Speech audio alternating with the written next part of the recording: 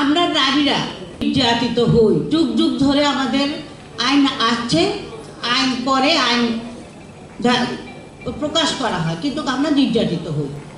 তো আমাদের প্রথম কথা হবে যে আমরা যে শহর থেকে কিন্তু গ্রামের মানুষরা বেশি নির্যাতিত হয়, গ্রামের মধ্যে থেকে আমি এই কথাটা উপলব্ধি করেছি। তো আপনারা যারা এইসব সংগঠন নিয়ে এবং আমাদের লিডার যিনি আমাদের তারেক জিয়া ভাইয়া, উনি যখন এই ব্যাপারটাতে উদ্গ্রীব হয়েছে, আমরা জানি আমরা নির্যাতন থেকে আমাদের মুক্তি হবেই।